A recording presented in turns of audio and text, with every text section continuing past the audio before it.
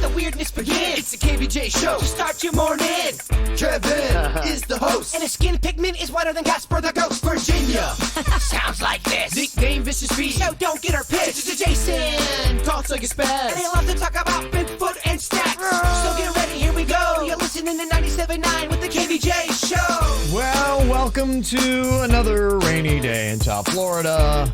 My goodness, I feel like we live in Seattle. Every day is rainy and gloomy. I haven't seen anything different for 4 days now. It is so wet out there. I just bought 3 pairs of sandals, like the leather kind, or whatever material that is. They're all ruined. They're all slimy now. Yeah, it's not flip-flop weather. No. Whatever the kind you get at Walmart. I bought 3 pairs. They're all ruined. Yeah, it is not flip-flop weather. I've got 2 different pairs. I do have rainy flip-flops, and then I got my regular fancier flip-flops. But you can't wear the rainy flip-flops to work. Yeah, you probably shouldn't, yeah. They're like rubber. Yeah, they're kind of like the rubber ones. Pool shoes. Yeah, kind of. Yeah. It just looks weird if you wear those to work. People are like, oh, he's dialing it in. Yeah, probably shouldn't wear the fancy ones, but it's radio. I mean, aren't we all kind of dialing it in now? We all are kind of wearing pool shoes from a certain point of view. 2020, the year we dialed it in. It really is, yeah. I think you actually get a pass for dialing it in 2020. That's the one thing I do kind of like. Lazy people have to love 2020 because this is the year where you really can't just dial it in. People are like, it's the pandemic. People that like never wanted to get out of pajamas anyway, now are like, sweet. Or just chores, tasks that you want to get out of. This is the year to do it. Yeah, I was thinking about that. I have not had many people come over to my place in the last 8 months. I mean, I think 3 people have stepped into my place. Yeah. What's the point of really even keeping it tidy? Yeah. Oh, no. I'm kidding, but I'm just saying. Yeah. It's the year you could let it go. You could let it go, and no one would ever know. And a lot of people have, so there you go. Especially combined with the rain. I think it's supposed to clear up a little bit, maybe, hopefully. Please. Yeah, I'm just kind of over it. I mean, we're going to have to take the Sunshine State off the back of our license plates because it does not apply. So hopefully we can get past the rain today. 100% chance of rain, so that's a pretty good percentage. I'm not great at math, but I don't think that means sunshine. Tomorrow, only a 20% chance of rain.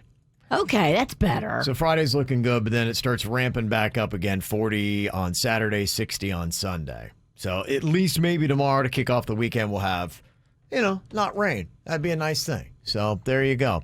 All right, getting to it. Welcome to the KVJ show here for your Thursday morning. It's the KVJ dirt of the day. It's the KVJ dirt of the day. Virginia, take it away, because we need that dirt of the day. Well, coming up in just a second, did you hear the story about Rudy Giuliani all wrapped up in the Borat movie? Yes. Yeah. It's kind of fascinating. We'll get into it and let you know what Rudy had to say. He's commenting now on his appearance in the Borat movie. Before we get back into that, talking about movies, Legally Blonde 3 has officially pushed back its release date. They're not going to put that one out until 2022. Reese Witherspoon is coming back as Elle Woods, and they expect it to do really, really well, but plot lines have been kept under wraps. And we don't know who's coming back. The original cast featured like Luke Wilson, Jennifer Coolidge, Selma Blair. So I know Mindy Kaling is going to be in this new episode, but other than that, they've kind of been keeping details under wraps. But so exciting. Mm-hmm. Is Gwen Stefani getting married to Blake Shelton or what? I guess a lot of the tabloids this week are running with the story that she's called off the wedding. Ooh. So here she is talking with morning television about what's going on. Is she getting married or not? I did this thing before the show. I just Googled Gwen and Blake just to see what came up. So here's what came up. Gwen and Blake call off wedding. So what's happening with the wedding? Oh, that's a really good question. Well, the good news is that we still like each other a lot. So that's good. I don't know. We'll see what happens. You know what I'm saying? Okay. Just a girl. That's interesting. Okay. Some people don't want to they don't want to walk down that plank. Well, I mean, I think they were going to get married, and I think the coronavirus kind of messed all that up. But so they've been hanging out together through the pandemic, and maybe they're like, yeah, we don't need to get married. We're good. Because they realize, what is marriage after all? Well, why would they get married? Why would they get married is a great question. They both have so much to lose financially. Yeah. You can live together and not have to intertwine all of that legal BS. Mm-hmm. You could be just as happy without that piece of paper. Makes it easier to kind of get up and move if you need to. It's kind of funny that story is going on because that's what's going to be on my mind. Some kind of a marriage prenup thing I wanted to get your guys' opinion on. You thinking about walking the plank? No, it's not. Okay. It's not about me. What's her name? No, that's not happening. Uh-huh. Well, they are doing the country thing together, and... Blake Shelton has kind of dragged Gwen Stefani into the country world. Maybe they work together, and now they're living together, and they're pandemicking together, and they're like, well, we're not going to get married. We're good. They won the Collaborative Video of the Year last night at the CMAs, the CMT Music Awards. Yeehaw. Yeah, Nobody But You is a big old country hit song with the two of them. Adorable. Mm-hmm. And finally here, I don't know if you've heard about this. I had not heard that Rudy Giuliani is in the new Borat movie.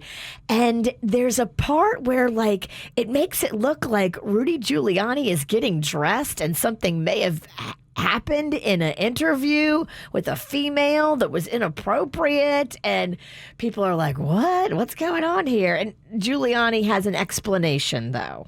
Okay. Here he is he talking. It looks like, if I saw the right photo, it looks like there is a shapely blonde that is standing in front of lying Rudy Giuliani on a bed, and he's kind of leaned back, and he's got his hand inside of his trousers. He explains what he was doing. I don't know why. I went to an interview.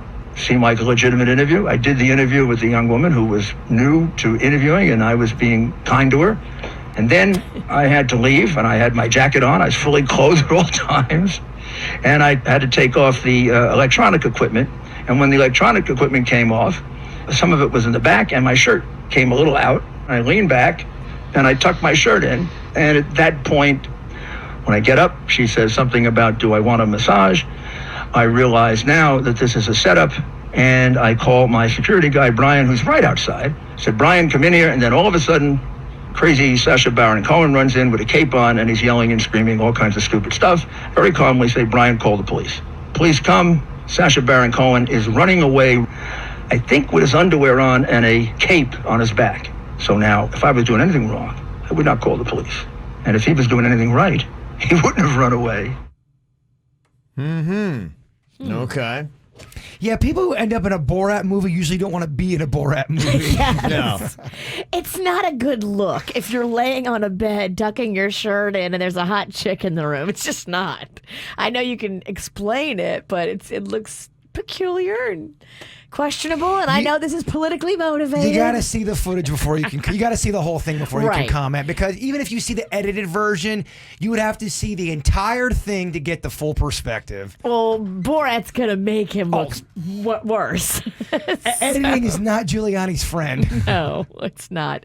But this is a fascinating nugget. Is Giuliani? So what if Giuliani does not want to appear in that movie? I'm sure legally, can he stop that? I thought he could. You can't just be in someone's movie if you don't want to be, right? I don't know. Although you both were in my movies and didn't want to be, so I guess Right. anything's possible. I don't know. Those are great questions. And I feel like if you got tricked and you didn't want to be in a movie, you could sue and you could have somebody arrested. And if you got made to look like you just had a sexual tryst with a hot young girl and it's all a trick, like I feel like you could sue somebody. Yes, I do feel that. Right? You should be able to. You should be able to. What world am I living in? If you're forced to be in movies and you don't want to be, that just ain't right. What is going on? I can't tell you. This is just your dirt of the day, and it's very confusing. Okay. What are you thinking about? What are you thinking about? What's on your mind? Are you thinking about? What are you thinking about? What are you thinking about today, Jay Bird? So, is being asked to sign a prenup a big-time insult in your opinion? Or does it depend on the situation for y'all? I think it does depend on the situation. Okay, here's the situation. I have a friend. She's getting married to a guy who's in the medical community. That's all I'll say. I don't want to give up too much stuff, but apparently he makes pretty darn good money. She didn't see any of this coming. She obviously loves him, really wants to marry him, and he sat her down and then said he wants her to sign a prenup, and she feels devastated. Like she's taken back by it. She's trying to act like she's not hurt, but she's very hurt because this guy's not like a millionaire. He makes good money, so she's kind of like, okay, I see why you're concerned, I guess, but if you think we love each other and we're together, why would I have to sign a prenup? All prenups are different too. Like some of them say what you bring into the marriage, you take out of the marriage, and then everything you make together, you split. Some say, you know, everything he makes is his and she gets nothing. Like, what are the details as far as like, some of them even say like if he cheats, she gets this. From what I've gathered, it would appear that he's protecting his money. He's got money and that's what she's signing so she doesn't take it. And she's not hurt because of the money. She's hurt because he thinks she's going to take, like it's going to end and she's going to take his money. Well, if he has wealth and he's trying to protect it and she doesn't, I don't honestly hate him for it. Can you see why somebody would be hurt by that? Well, I do and I don't. I think that what she should look at is, okay, what did he have before me? He may be trying to protect a 401k that she didn't make any contributions to. That's completely legitimate. I think he's trying to protect everything she didn't ever have, she didn't contribute to. I think that she should go see an attorney with the prenup and have them tell her exactly in layman terms what is in it. What is she exactly going to get or not get? Yeah, she said she didn't want. She'll do all that, but she just is kind of taken back. And I didn't know what the answer was. I wanted to ask y'all and the audience: would they be hurt if their mate, especially if you didn't see it coming, if you thought you guys were in love? And I'm talking about that John Lennon, Yoko Ono kind of love that she thought she had. Well, that's a lie. Yeah, exactly. I mean, she's not taking it well. A marriage is a business decision too. That's romantic. Well, you intertwine your finances and your money, and if you're a man that has wealth coming into it and she doesn't, and you just want to protect what you made before you met her, I don't see the problem. Yeah, I mean, life is about, you have to try to anticipate the unexpected. Expect the unexpected. And have a plan for those moments. That's why we have life insurance and all those kind of things. You don't expect to die, but you got to plan in case you do. We die? What? I hear you, man. I could just see it taking away the romance and the magic. You're getting ready to get married and now you're seeing lawyers. Sure, I get it. And I get where it's maybe a blow to her ego. It and is. She probably feels like he thinks I am a gold digger. Yes. And that's not necessarily what he thinks. I think it's a smart thing for a person with money to do if they're marrying someone with no money. It's a life insurance policy for your love. If your love dies, this is the life insurance policy to make sure you're financially protected. And she doesn't have to sign what he gave her. She can go bring it to an attorney and she can have it amended to fit whatever is important to her. I don't think it's fair for her to want half of what he had before the marriage, but if she wants half of what they accumulate together, I think that's a fair thing to ask. I'm with you. I agree with you. But I can just. Does she work? She works. Yeah, she doesn't make that much money, but she does work. But I see your point, and I agree with you. But I can just see how you're excited for a marriage or a wedding to happen, and then now you're seeing lawyers. I can see how that takes away a little bit of the romance from it. It kind of does. Yeah, but I mean, it really is life, and that's the way it goes. And to me, it's kind of like a contract. In most contracts, you have a buyout plan. where you know that if the relationship ends professionally, that this is what you can expect to get walking away. It's basically any kind of agreement that's a legal agreement. A marriage is a legal agreement. I really kind of think it should be standard that if it does end, this is what we walk away with. Angie in the chat room says, marriage is a business. There's nothing romantic about it. When you are getting divorced, you realize that Angie is right. And if you would have protected yourself on the front end, you would cause yourself a lot less drama on the back end. If everything's cut and dry, there's nothing to fight about. Just don't even get married. It's very stressful to fight. It doesn't sound, I mean, I'm hearing so many things about marriage and none of it sounds fun. I think a prenup is smart, but well, maybe that makes me a douche. I don't know. I didn't know either. I can see both sides. I can see why you want to protect your money, especially if you've been burned before. I mean, I think this guy's probably been burned before. Let me tell you, people will go after your 401k. I know this for a fact. But if you will go after something they made zero contributions to and hold it as leverage in a divorce. But I can also see you get your ego smashed because of it as well. It ain't sexy and it ain't romantic. It's not, but it's business. Remove emotion and look at it as business. Wow, marriage sounds awful. It is what it is. I just think that it's That's a great smart. defense. That's what I'm saying. I mean, It is what it is. I would tell that guy with money to definitely try to get her to sign something saying she can't have anything that you had before you met her. Awkward. That is fair. It's awkward moments. It's just so many awkward moments littered together. It is awkward, but this is a business transaction. What you got on your mind today, Virginia? Well, something got put in front of Panda, and it's kind of breaking my heart a little bit. So, you know, like a lot of people, he took a pay cut at work and has been kind of struggling, you know, to cover all the bills that he covers. Mm-hmm. And so he got an opportunity to do some side work. You know, he's a video producer. He makes videos, edits videos. Fans only page? No fans only work, but I'm not ruling it out. Okay. If I can put his dong on fans only and make some side scratch, sign me I believe up. I've seen his work before, so that's why I was curious. You have to sign a prenup? Too late. She got you, Panda. Mm-hmm. But he got offered to go do some video work on Halloween night. And now you know how much I love Halloween. And I'm so excited because I'm going to have a yard party. And it's just my family. But I'm going to put out music. And there's going to be lights. And there's going to be food. And there's going to be fun. And it's just going to be a whole thing. But now he's got this offer to go make $400 for 2 hours of work on Halloween night. What time? It would be prime trick-or-treat party. He'll be home by 9:30, but It's never 2 hours either. You gotta put an hour for getting travel ready. Yeah. time. It's not in our neighborhood, blah, blah. Oh, well, yeah. You're looking at probably a 10 p.m. Panda. I'm probably looking at a 10 p.m. Panda. And you know how much I love Halloween, but you also know how much I love money. Right. So I told him I think he should just do the gig and we'll have Halloween without him. But now I'm just sad.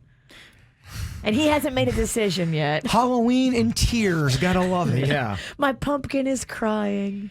Well, I think that for a lot of people, everything in 2020 is not the same and it's different. And trick or treat is going to be one of those, you know, things. And it is too bad because you feel like you are wasting a prime Halloween year where it's on a Saturday. There could be a full moon. Everything There seems to is be a working full out. moon. Rocco's 5. Like, he's right in that little Yeah. sweet spot of Halloween. So you got a lot of ideal factors lining up, and you're like, why did all these factors have to line up perfectly for 2020? Couldn't this happen next year? And we just have Halloween or trick or treat on a Tuesday. This seems like a Tuesday kind of year. It seems like a Tuesday kind of year. Is he definitely doing it? No, he's still deciding. I kind of told him, you know, he definitely needs the money. So I pushed him towards that, but it made me sad to do it because I want him there with the family. Would it make you feel better if I dressed up as Panda for 2+ hours and then as soon as he gets there, I come back to Jaybird? That would actually make me feel a little bit better. Okay. Okay, there you go. You got a solution right there. Solutions provider in Jaybird. You have a panda costume. I'll just put that on. You'll dress as a furry panda. Why not? Yeah, they say this year for trick or treat, I guess what you're supposed to do if you want to be one of the participating houses is put out a purple pumpkin. But is that mandatory? No, think you nothing's should mandatory, but they're just saying if you want to make it easier to let people know that you have candy, that is supposed to be, I guess, the universal sign this year. But I don't think we should be going up to people's doors and, hey, knock, knock, knock, and now I'm breathing on your air and you're breathing on mine. Yeah, well, this is doing it the way where you would put out individually wrapped candies, like at the end of your driveway. Yeah. And so that's how it would be. And you would have a purple pumpkin, knowing that, hey, all this stuff here in these individually wrapped little gift bags is your trick or treat. So Take it. And make sure you have one of those camera signs. We watch everything. Yeah, that'll prevent kids from taking 9 bags. So that's the weird way that you're supposed to be handling trick or treat this year. Okay, I'll get the purple pumpkin. What I got on my mind is, I've been kind of beating the drum on this Jeffrey Epstein story here because I got all fired up. So I read a story from an author that got into Jeffrey Epstein's Black Book and did 2,000, I guess, different interviews as a part of it, and came away with the possible conclusion that maybe Jeffrey Epstein was a government asset, that the federal government, CIA, possibly even Israeli Secret Service was using him to get blackmail footage on some prominent people. I was like, whoa, how crazy does that story get? That's insane. And the reason why they came back to it was what had happened with that crazy deal that Jeffrey Epstein got, where he got a slap on the wrist. They didn't properly interview any of his victims, and they just said, nah. And Acosta, the guy who, in a sense, really looks like he lost his career because of this whole story, when he was being interviewed by Trump's people saying, hey, what happened with this Epstein thing? We just want to find out because this could become a question. He said, I was told not to dig any deeper and that he was a government asset. That he was intelligence. He belonged to intelligence, and this is not something I'm supposed to sniff around with. So that is what he said in that interview when he came in to be the labor secretary. But was he lying because he got paid? Who knows what was going on, but maybe we're getting a step closer because one of the hurdles was Palm Beach County State Attorney Dave Ehrenberg. He was like, I don't want to release the grand jury testimony, but now he has reversed course and says that he would release the grand jury testimony that could shed some light on why his predecessor went so easy on Jeffrey Epstein. Okay, let's see this, Dave. Yeah. Let's see it. So he said that they're not in possession of the grand jury materials, but the clerk, Palm Beach County Clerk of Courts, does have it, and the new comptroller coming in, Joe Abruzzo, he said that he is also open to releasing the records if he can do so legally. But we accidentally shredded them. Oh. Yeah, Look at that. Accidentally, though. They all fell in the shredder. It was crazy. She tripped when she was walking. It was like slow motion. And we had a camera in there, but for whatever reason, it just wasn't recording. Dang it. I don't know that I ever even expect to see these documents or anybody ever will, but it's just curious every time you get to this point what the new excuse is. And you're just like, come on. Well, they think we're that dumb. They must think we're stupid. I get that we're dumb, but we're not that dumb. I mean, I would just appreciate if they just came out and said, look, we were using Epstein for intelligence matters. Yes, we were trying to blackmail some world leaders and prominent people, and just admit to it, and we killed the guy. Just admit it. Yeah, just This admit is what it. all government does. Yeah. By the way, behind the scenes. Every government does it. We do it too. This is what Epstein was. He was an intelligence asset.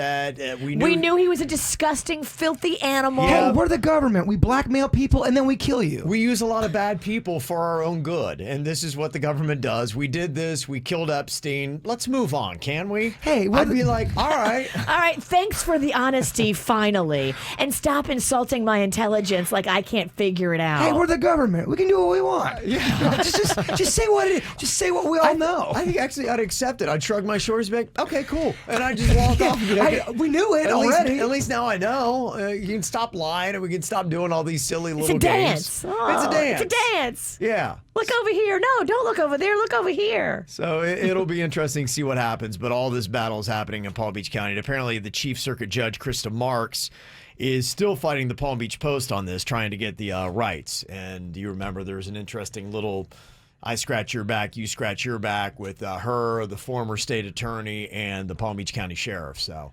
crooked stuff? Well, it's no. We talked about it in Connection. depth before. Okay. Connections Family about connections. Somebody's working here and interning for them, and so Got you. So who knows? Well, This is how life works. it is. Family connections run the world. Yeah, but I just wanted to let you know and alert you that one more hurdle has been knocked over. Okay. If Dave stays by what he's saying. Come and on, then Dave. He's like going ahead and have the documents. So Let us see him. yeah. He's dead. Epstein's dead. Let us see him. Dave's probably dead too. Don't say that. I don't want that. I'm just saying. We love Dave. I love Dave too. I'm just saying. Damn. You killed Dave? Let's not do that. I'm just saying, littered in mystery, all of it. Please not do that. Please. Yes, he's a very nice guy. Very nice. Check out KVJ TV on YouTube or just log on to kvjshow.com to watch the show now. Powered by Cleveland Clinic, where every life deserves world-class care. Now, back to the KVJ Show on 97.9 WRMF. So at what age should the bedroom be off limits for kids of opposite genders? This email that we got here said, my son is 6 and the girl across the street is 5. She was over playing and they ended up in his bedroom and they were just playing cars. But when her mother came over to pick her up, she was upset that we let them play together in my son's room. She felt the bedrooms are supposed to be off limits. Now, we don't have a playroom or any kind of bonus space, so my kids play in their rooms. I said, look, they're 6 and 5. They are too young to do anything sexual. They're just playing. She seemed to think that I was being naive. So my question is, at what age then do you not allow kids of the opposite sex in your bedrooms? Is she right that 6 and 5 is not acceptable? What are your thoughts, Virginia? With you got young kids. Rocco, if he had a playmate over, what age would you say, okay, no bedroom fun for you if you've got... I wouldn't think anything of it. I don't like the door closed. But if you leave the door open, you can have friends in your room, and I don't care because I'm not a stick in the butt kind of person. Like, I don't care. I'm with the witch on this one. It's not a big deal. Leave the door open, of course, because, I just want to hear what's going on. Yeah, leave the door open, check on them periodically. I mean, this is not an issue. Yeah, your neighbor, that chick across the street, is real high strung, and she's going to be a problem. Do you wind up affecting how much your kid can play with another kid if they have a really obnoxiously annoying parent? Absolutely. I don't want my kids to have friends with obnoxious parents because the obnoxious parents want to come over, pre-corona, they want to come over and talk to you, and it's just annoying. I had this situation where I was friends with this kid named Josh in elementary school, and the mom was just crazy. She wanted to be friends with my mom, and my mom wanted nothing to do with it. Right, yeah. It made it kind of awkward, and I wasn't friends with Josh too much longer after that. If the parents don't mix, you're right. There's a lot of friendships as a kid that can fall by the wayside because the ones that really seem to work is when your parents click and you and the kid click. Yeah, this woman in Lake Park was really, really weird. I remember her holding a doll, and her son, my friend, she let him go to the store. So I'm just with her and the daughter, this young daughter, and the mom. Josh wasn't there? No, he went to the store to get snacks or something. I'm about 9, maybe 9, 10, I don't know. And the mom was talking about her son, and she's holding this doll, and she's going, Josh is a good boy. Josh is a good boy, ain't he? And then she's just rubbing the doll. She's rubbing the doll and talking to it? Wow. Josh wasn't there. I felt awkward. That's insane. Of course, I told my mom this. Yes. That's it. You're never going over there again. Yeah, I was kind of happy, too, because she kind of freaked me out. Well, for parents, I'm wondering this.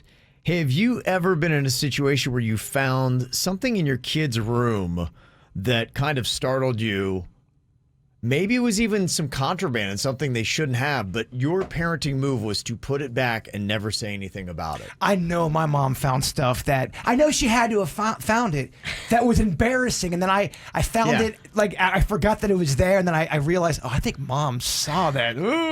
My mom kept finding my fake ID and destroying it. So I would have to go pay like $10 to get a new one. It was very expensive. $10 for a fake ID? Wow. My friend made them. So you would go to his house and he had this thing set up on his wall that was a giant license. It was like a poster size. And you would stand in it and then you would hold this seal, but you would hold it from the bottom so it looked like the Louisiana State seal. These things looked legit. They did? That's how bunk the Louisiana licenses were. They were so easy to duplicate back in the day. That's how they used to do it. There was no hologram. She would destroy it and then not say anything? She would find it in my pants or find it somewhere, destroy it, and not say anything. Wow. And then years later, we talked about it. She's like, I must have cut up 10 of them. I'm like, I know. It was very expensive. That would have so been handled differently in my household. I kept having to go to Daryl's house and get a new one. And Daryl charged $10. He didn't care if you'd just been there last week or not.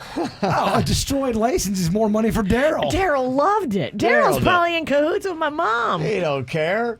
All right, so have you ever found anything in your kid's room that you put back or just took away and never even mentioned to the kid? 877-979-WRMF. You can call or text and hit us up here at the KVJ Show. Okay, just want to hear about if your parents ever found anything in your room that you put back or you just never took it away, you never mentioned it because you're just like, all right, I'm just going to let them have their thing.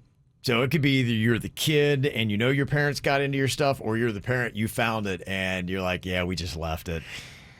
Yeah, there's no way my mom didn't find. There's one moment I can think of. It was an old VHS tape, and it was an adult movie called The Brat. And there's no way my mom did not find it.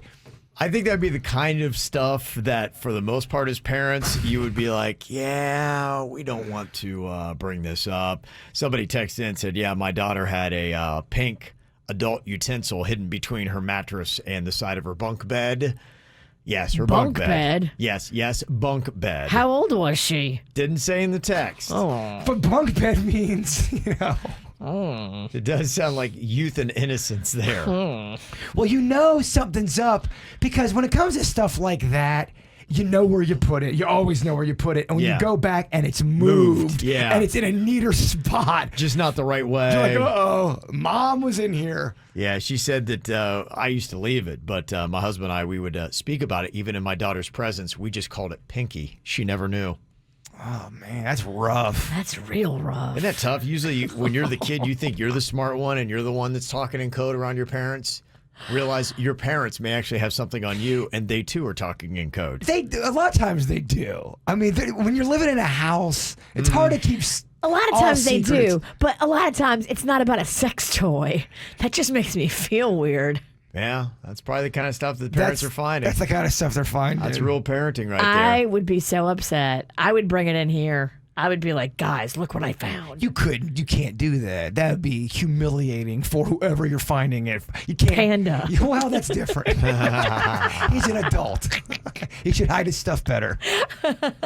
Somebody else texted and said, yeah, my mom found some of our weed and she kept it in a medicine bottle for at least a year. One day my parents left town. My brother and I went to go walk the dog, and as a clumsy as my Latino mom is, she left the little medicine bottle out. We found the weed, and guess what we did? Yep, rolled it up, smoked it. It's funny when it's the other way around, when the kid finds the parent's weed, and a lot of times the kid will take the weed because they know the parent doesn't want to bring it up to the kid. Can't say anything, yeah. Yeah, somebody said, my mom found my weed and she smoked it, never said a word.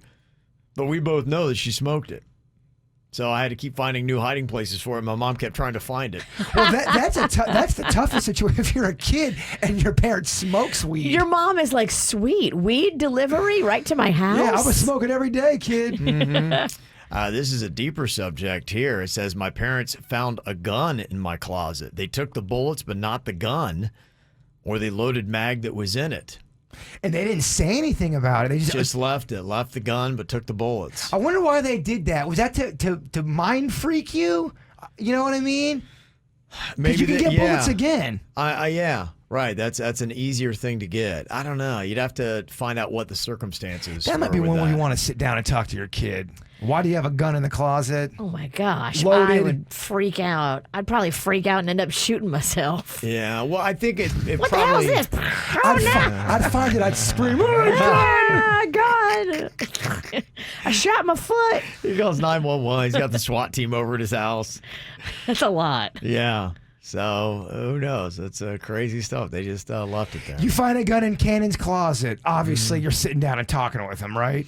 Yeah, I would have a conversation with him. But, you know, I come from a culture where guns aren't that big a deal. And kids that I grew up with, all my friends had guns. We all had guns. And I think that's okay. Yeah. But it's when you find a gun and you're not expecting a gun to be in your kid's closet. I mean, I think if you find out. Cannon hasn't grown up with guns. No, he really, I mean, not like you did. We've taken him shooting. No, not like I did. And he's not growing up in country culture. Exactly. And it would depend upon what kind of gun, too. That's the other thing, too, is you realize that there's hunting guns and you go out and shoot tin cans kind of guns. The snub-nosed 32. What? Snub-nosed 32. Charles Bronson had it. That's all he knows. Oh, is that He it? always says that. And it might be a snub-nosed 38. I'm not sure. Yeah, I was gotta going look to at say, I'm not snub-nosed sure. 38, maybe. I don't know. yeah. It's snub-nosed, Kev. Yeah, so it probably depends. We would definitely have a conversation with it, and I think I would probably take it and say, hey, I'm going to keep it here under lock and key for safekeeping. So, yeah, it's not. Yeah, I'd be like, it's not even you, it's your friends. My brother got caught with a butter knife in his locker, and he was suspended for 5 days. And my mom acted like he had grenades in there. I mean, it was A butter It was knife? a butter knife from the lunchroom. What are you gonna do? Spread jam? He really wasn't doing anything wrong, and he still went up the river for it. Yeah, it's a different era now, too. So, It is. I don't even know, where I grew up, even with them country boys, the parents might, treat guns a little bit differently, so. Got some celebrity birthdays here on your Thursday. Shaggy turns 52 years old. Also, Bob Odenkirk. He's Better Call Saul. Okay. He was on Breaking Bad, and he has that show. He is 58 today. And Jeff Goldblum turns 68 years old today. Also got a birthday shout out here for my son Denali, turning 13. Like a little shout out from Mom, Cheyenne, and Rick. Linda sent that in, so happy birthday to Denali. 877-979-WRMF. Some people text them, many people mail them, though. Mail at kvjshow.com, mail at kvjshow.com. If you want a birthday shout out on the KVJ Show, just let us know. Well, coming up here in just a couple of minutes, Florida is going to do a deep dive into their COVID deaths. Things look a little suspicious with some of the numbers. Uh-oh. And they're not liking it. What the hell? Looks like Florida's got some problems with its numbers. Yesterday, they basically pulled back and said, hey, we want to re-examine what is going on with these death numbers that have come out today in regards to the coronavirus. What the Florida Department of Health said is that, quote, fatality data reported to the state consistently presents confusion and warrants a more rigorous review. So they're like, wait, hold those numbers. Palm Beach County yesterday had probably the most alarming. There were 50 deaths in the latest report, which shattered the previous one-day record of 27. So it was almost double. And they're like, okay, wait, why do we have double the deaths in Palm Beach County in one day? They found that 95 of the 105 deaths reported by the state, though, are the ones that are in question. 16 of the 95 deaths had positive tests more than 2 months prior to passing away. So they tested positive. 2 months later, they died. And they said 5 of the deaths, it was 3 months. So somebody tested positive for coronavirus. They die 3 months later. And they're like, why did it take them 3 months to die? Was that coronavirus or what's going on there? And then also, why were some of these deaths happening months and months ago and we're just finding out about them now? So that's the question they have. And let me guess, there's not really answers. They're doing a review because they want answers. And that's what they're saying. They're like, okay, if we're going to be reporting these numbers, because, yeah, I mean, if you just didn't know and somebody's like, yeah, we had double the deaths in Palm Beach County of the like, highest what? ever. You're like, What? wait, what? And, so people are keeping an eye on these numbers. The death toll in the U.S. yesterday was the highest in more than a month. So people are like saying, okay, what are we supposed to be doing here? And trying to figure it all out. And it is very confusing. So what does Positive K think? Well, I think it's just keeping an eye on what is going on with the numbers and the hospitalizations. That's what I pretty much keep an eye on, because it seems like the testing numbers people question. It seems like the deaths, clearly, people question. So to me, I look at the hospitalizations and see what's happening. I still believe that it is a bad disease for people that are of a certain age and with pre-existing conditions, and not so bad for people that are younger and very healthy. So that's pretty much my belief on it. But my question here is about masks, because if I remember right, and I just double checked, the Palm Beach County mask mandate was set to expire at 12:01 today, which I guess is 1 minute after midnight. So does that mean that right now Palm Beach County does not have a mask mandate? I can tell you what, in this building, there ain't no mandate no more, because I'm seeing less and less employees wearing them. Okay. In the building, in the hallways. I still wear one, but I don't think the numbers are on my side anymore in this hallway. It's almost half. Yeah. If you people, they may act like, and I'm guilty of doing this move too, when I forgot a mask and I have like a fake, I've got my sleeve and I'm trying to act like it's a mask, and I just put my head down and get to the studio quickly. You're seeing a lot of that. Well, I got off the elevator today. I walked through the doors. The show's getting ready to go on. I'm in a rush. I'm fumbling around my mask, trying to put it on my face to take all of 9 steps. And there's no one around. I just took my mask and covered my nose and my mouth, because I'm like, by strapping it on my ears, and I'm like, this is messing that beautiful head of hair. Well, it's just, and I had 2 drinks in my hand. I'm like, for all this is just tomfoolery. So I just covered up my mouth and I took my 9 steps. I ran into nobody. I was walking upstairs. I was running late, and my mask was in there. I'm like, dang it, let me put my head down and act like my sleeve's my mask. Mm-hmm.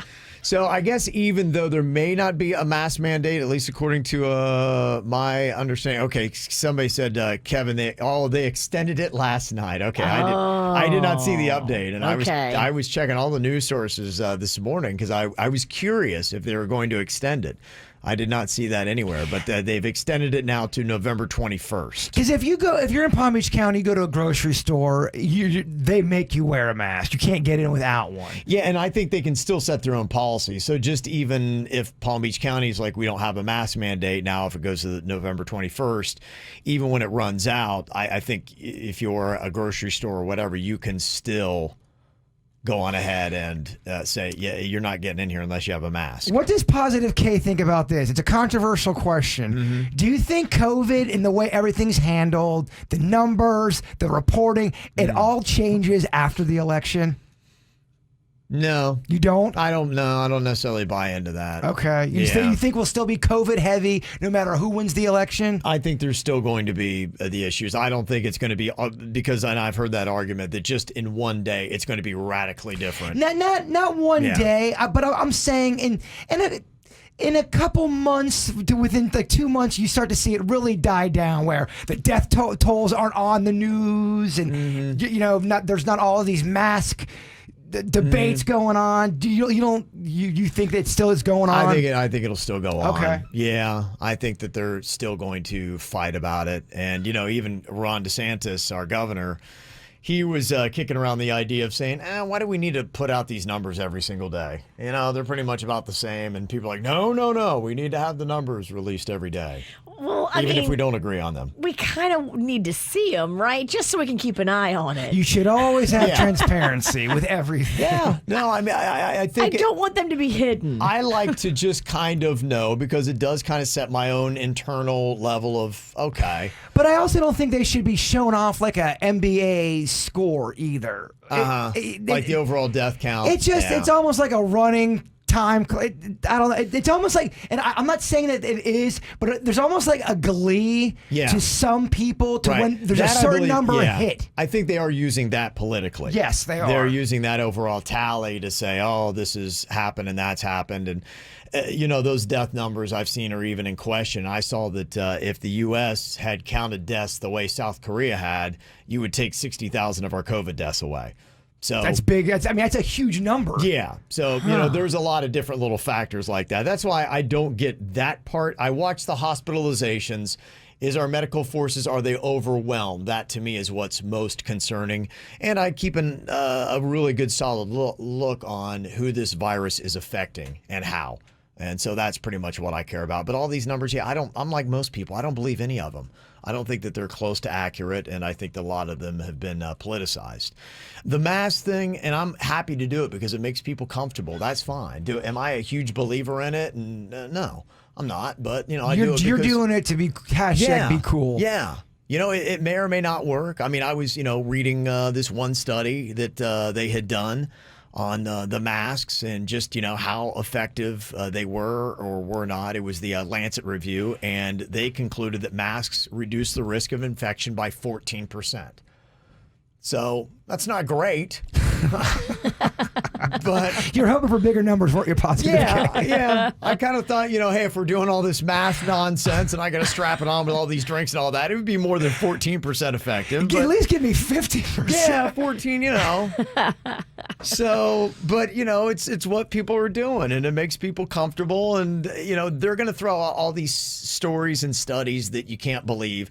I had seen the one where don't wear the neck gaiters because the neck gaiters aren't effective. In fact, it may even make you more infectious if you're wearing the neck gaiter because it'll slice up the microns and make them spread as an aerosol faster. I had the sweetest neck gaiter that I was wearing, and there was one convenience store that told me I had to get out because it wasn't the proper mask. Some people weren't allowing it, and then they kicked you out. They told me that I didn't have the proper mask. Good thing I had another mask in my car, but I loved the neck gaiter so much because I could keep it on my neck and it was very convenient. Yeah, and then a study comes out from Virginia Tech University that found that the neck gaiter works just as well as the regular cloth.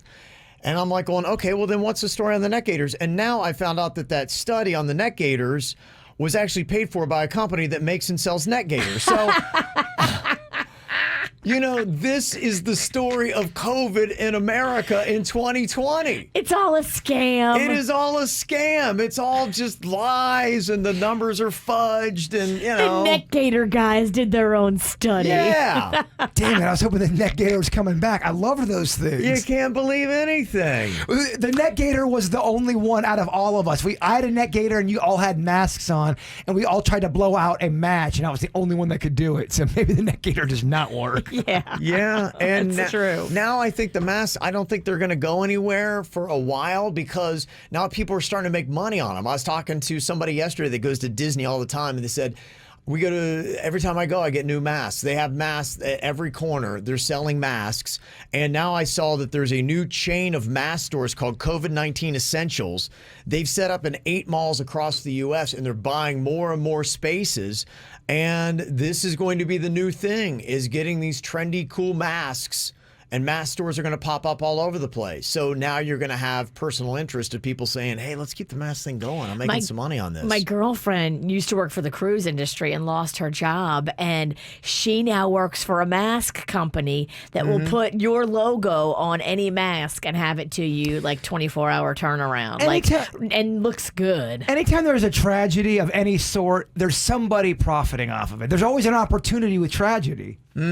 Yeah, and so that's what's happening. So, yeah, will it all end in just a week or so with the election? I doubt it, but will it get better? Who knows? Look, I want to ask you the hard-hitting questions, Rolf. I like it. You throw them at me. I'll probably say a lot of stuff people don't like, but that's just how I feel. I think all three of us do that. All the time, every day. Coming up here, it is about time to do a KVJ draft today. Today's topic is songs from the 2010s.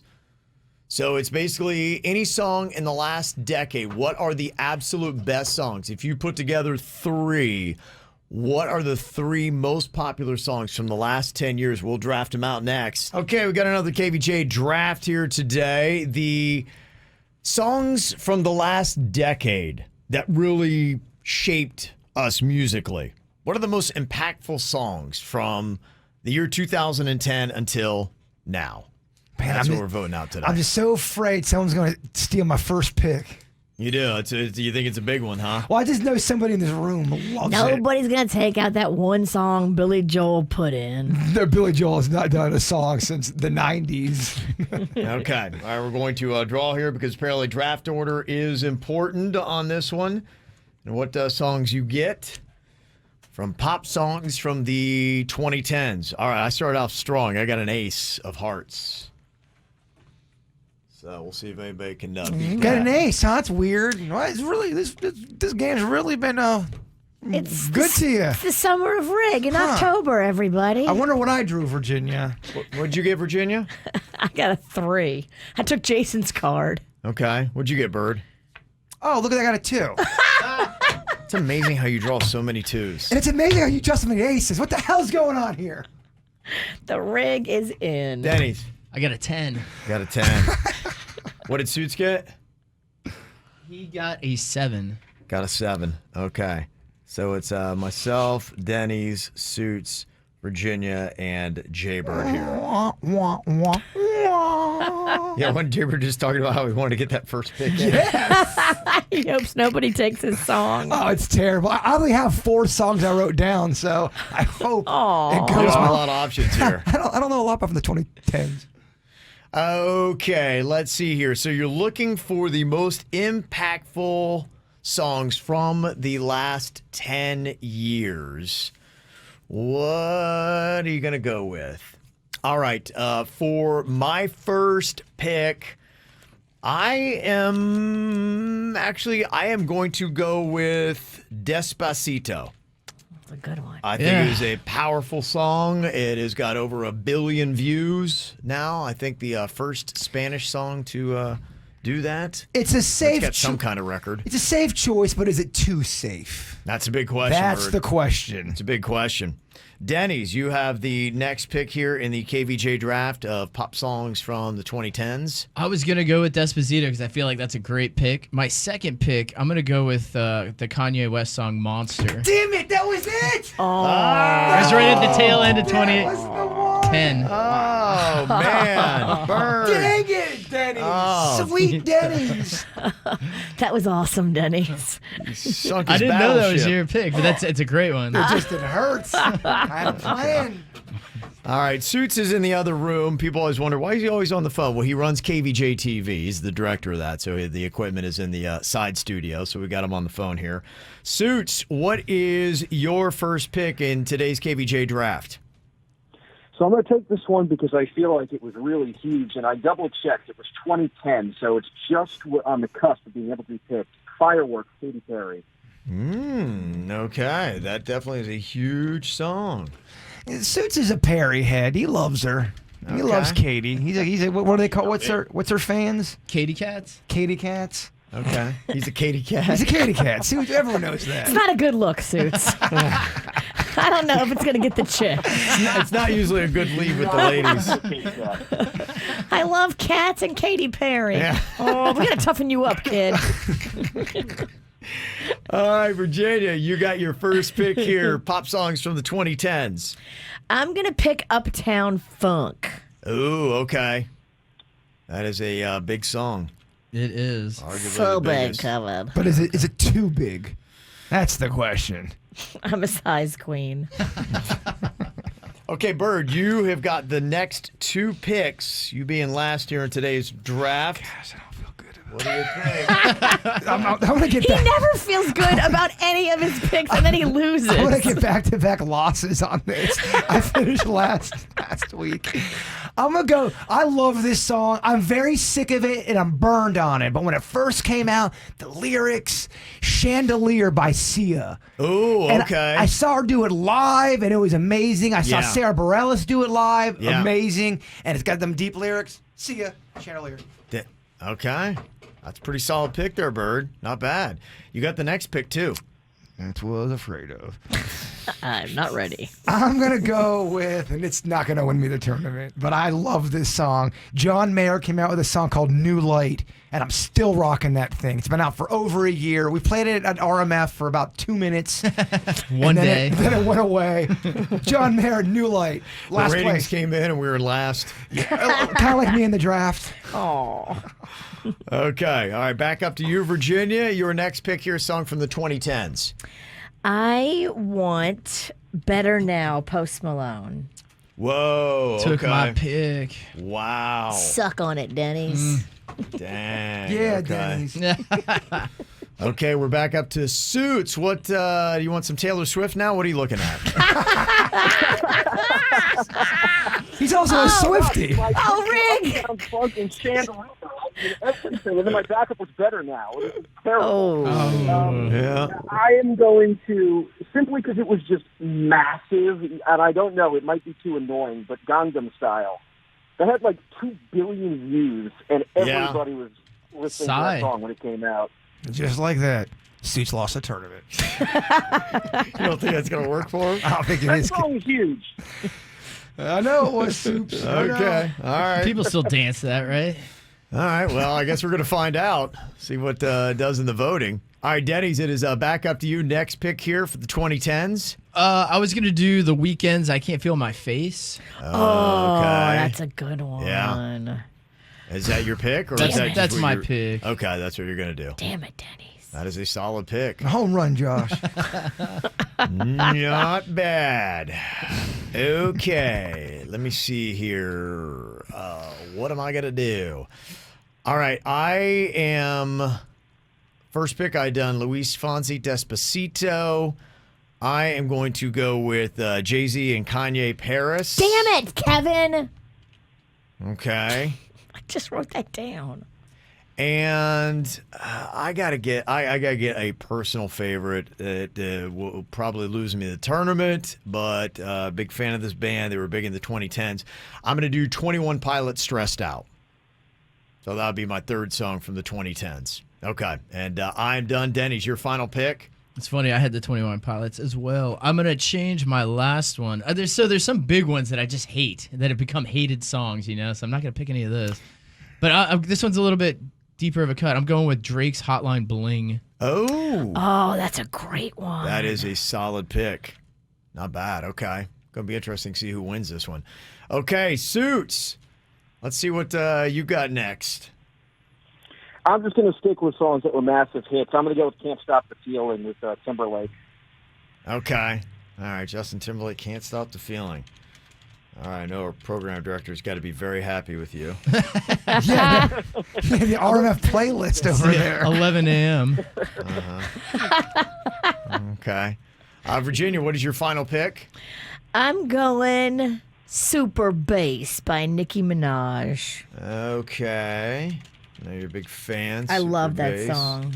Okay, gotta get a personal favorite in there. Gotta get a personal. All right, and then it wraps up with you, Bird. What is your final pick here in the KVJ draft for big songs from the 2010s? Don't make me pick. Okay. We got 2 songs. Oh boy. I'm not playing this to win. I'm playing this To lose. to lose. We know.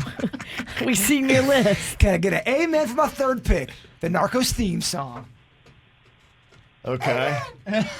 What is the matter with you? A lot. Do you want me to sit down with you and really That's tell how you? much he listens to modern music. He goes with the Narcos theme song. Which by I was gonna go with Band of Horses but no one. Some people don't know what the hell I'm talking about. So let me at least go out with something people know. The Narcos theme. It's good.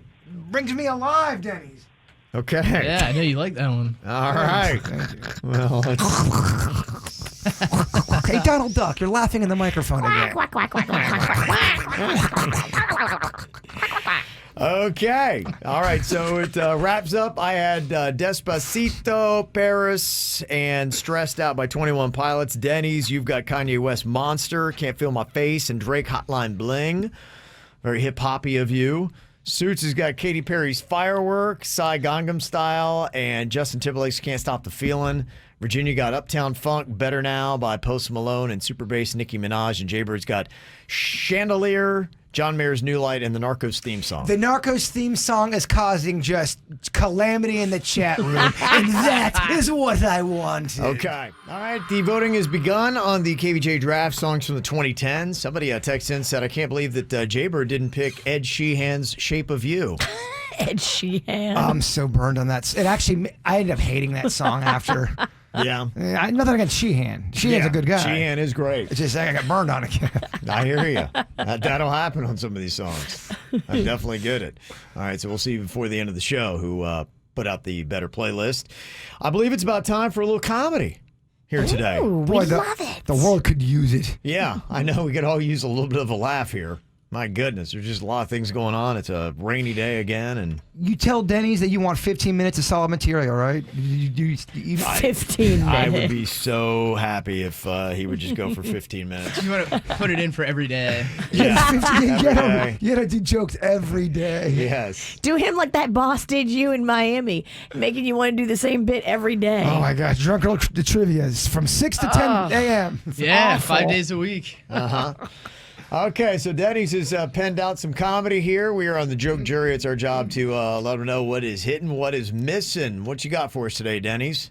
Joke number 1. Who sold Matt Damon supplemental insurance? I think we all know, right? I don't know. Who? Ben Affleck. Affleck. Ben Affleck. How do you make something so lame as supplemental insurance that funny? Yeah. You're good. He's good. Oh, He's thanks. good, Virginia. Let's see here. How do depressed singles make money on the internet? I don't know. How do they make money on the internet? They start a LonelyFans page. Oh, not only lonely? Yeah. It's pretty topical. I get it. Affleck, though. We had Affleck. Let's focus on Affleck. Supplemental insurance. That opening joke, though. All right. Let's see about this third one here. Let's see. What is the name of the strip club put on the Monopoly board? I don't know. What is it called? Community Chest. Okay. Oh, Yeah, you know, they got that. You got that. Oh, I love Monopoly. Affleck. We had that one. I start strong. I end weak. Let's see. Fourth joke. How do active dogs? What do active dogs wear to monitor their heart rate? What do active dogs wear to monitor their heart rate? I don't know. What? A fit bitch. Okay. He's back. There you go. That's how you rebound right there. Oh, that's good. That's how you rebound right That's there. good. That was solid. Okay, what else you got? Final joke for you guys. What do slutty squirrels do right before winter? I don't know. What do they do? Pack their cheeks full of nuts. Little squirrel slut. They sent us an email that said, how can the Bachelorette get away with this? Said, hey, KVJ, just want to get your thoughts on this. Just to let you know, I'm not a big fan of The Bachelorette, but I actually tried to watch it this season because it's something that my sister is into. But it is just so stupid. It treats love as a cheap commodity. And then on the TV show that I was watching the other night, The Bachelorette asked the bachelors on the show to play a round of strip dodgeball. And I'm thinking to myself, how is this cute or funny or appropriate? I mean, think about this. If the tables were turned and a bachelor asked women to play strip dodgeball, don't you think the outcry would be deafening? Now, I'm not trying to be a prude, but I mean, this just doesn't seem right to me, especially in the era we're in here in 2020. Wait, we treat the genders differently? Well, I also think, too, when it comes to all that stuff, when people are going on reality shows or in movies, they know what they're signing up for. You wouldn't be able to get away with that kind of stuff if you don't know what you're signing. If you're giving consent to be a part of that stuff, you're adults. You should be allowed to do that, guy or girl. I mean, that's the right of being an adult. And those guys are hot. I would love to watch them play strip dodgeball. It's not like they're just, they're blindsided by all these moves. They're not. They know exactly what they're getting themselves into. And if they don't like it, they can always not do it. Yeah, you don't have to be a meat puppet. You can stay home. Well, I mean, all you have to do is go, no, I'm not doing that. And then you take your toys home and you leave. So do you think then if The Bachelor had the ladies on there playing some strip dodgeball that it would wouldn't be a big deal. We wouldn't hear about it. No, I think Twitter. It'd be huge ratings either way. Yeah. That's how you get me excited about Bachelor or Bachelorette. In the Twitter world and on social media, yes, people are going to be outraged. In real life, people that are just going to the grocery store, no, they don't give a frog's fat ass about either. Because if you don't like something, you just don't watch it. So I couldn't tell if this was a new low or just anything for relevance, controversy, ratings, no such thing as bad press. Just want to get your guys' thoughts on this. It's all of that. You're right. Controversy, ratings, no such thing as bad press. Like, just the fact that, people are going to be talking about it drums up attention for The Bachelorette. I wasn't going to watch it, but now you've kind of intrigued me. The person that sent that email, I would just say, you know what? Have a drink and maybe not watch it. Because it sounds like it upsets you. If you hate the sexualization of men, the Bachelor franchise is not for you. But they're all adults and they all know what they're doing. I think they're only watching it because they're trying to connect with their sister who loves it. And they just want to get our thoughts after they watch it because they don't typically watch it. And they're like, I just wondered, what would happen if you just reversed the roles on this and had the guys having the girls playing the strip dodgeball, if this would be a big story people are talking about. I haven't really heard much about it. Now I'm not plugged into the Bachelor or Bachelorette franchise, so I don't know and don't care. The way I mean, if people are adults and they're consenting to the activities, guy, girl, don't matter. I mean, you may not like the taste of it, but they're adults. They can do what they want. And it sounds like a fun party game. Yeah. If you got some loose, fun partiers coming over anytime soon, strip dodgeball sounds awesome. Yeah. Now, you can honestly put strip into anything and make it more fun. Now, if someone forces you to do these activities, I'm 110% against it. But when everyone's consensual, Well, I think what it says is that The Bachelorette is probably not doing well. Yes. And I've heard it's kind of a cheesy, lame season. Yeah. I'm hearing that from people that normally would like it. Right. And so, you know what this says to me? I'm sure that they have these producers, because this is all they do. And they're sitting around thinking of what they can do. And I'm sure they have a file of when we get desperate. Yes, this really is against social norms. This should be blasted. We should be canceled. We should be called out. But we need this kind of controversy and publicity. Yes, this is sexist. If we did this on the other show, it would get blasted. They went to this play because they're so desperate. That's what they do. yeah, I mean, there's sexist stuff, if you want to go that way too. There's men get exploited as well. I mean, with all of these reality shows, they all sign up. They all know what they're getting into. They're all exploiting each other. That's my point. This is men getting exploited, and I'm a fan of it. I mean, all these reality shows, the dudes are taking off their... I mean, the Love Island, they make them... They're all doing over-the-top stuff. Those dudes didn't even pack shirts to go to the island. Yeah, I mean... I get what they're saying, but I mean, if you can't just cherry pick these things.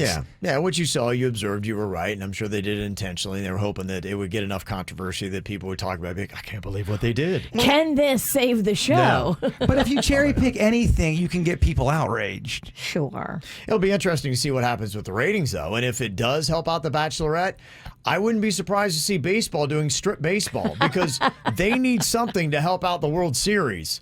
The ratings are terrible. Game 1 of the World Series between the Rays and Dodgers, lowest rated World Series game ever in the history of baseball. First of all, you have the Rays in there, and they're not known to be a ratings getter. I mean, they're just not. They're not a big market, huge team. They're not a team with a lot of history, right? They're a newer team, and again, you don't have a lot of passionate Ray fans out there. They make good teams. Not the first time they've been in the postseason. And I just think baseball is on the decline, man. A lot of sports have had problems. I know the NBA Finals, they also were radically low with what was happening there. And they're trying to figure it out. And there's probably some shifting that is going on of audiences to... check out the virtual platforms or the viral platforms or the digital platforms where you can watch online, you can watch on your phone, things like that. And, maybe that's not properly taking into account for where the audience has gone.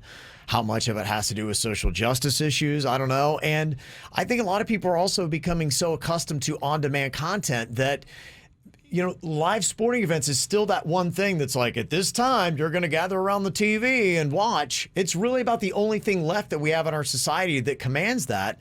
And I think a lot of people have got their own lives and they want to do everything in their own time.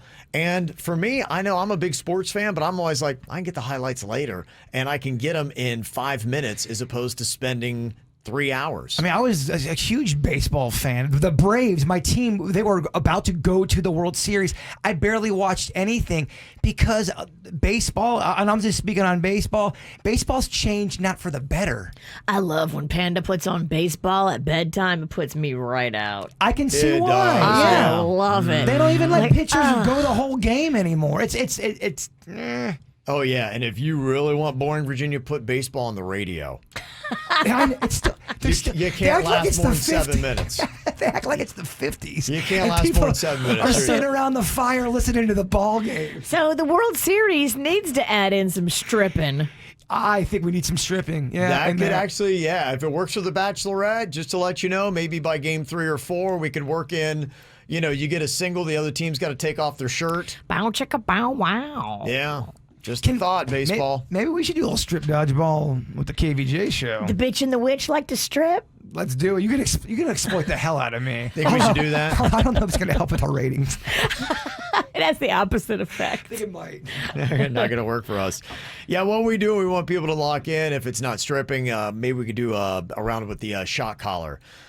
Somebody gets it. We got another round here. We test out our millennial suits, and then Jaybird has to see how well he knows suits. So that is the name of the game. We're going to test Suits' knowledge of the Gen X pop culture stuff.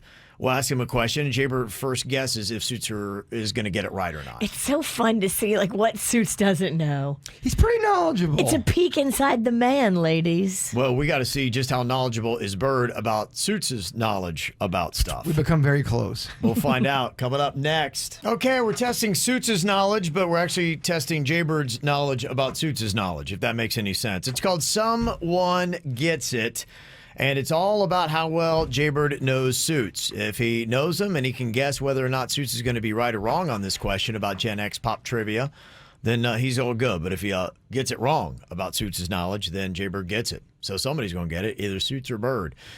Okay.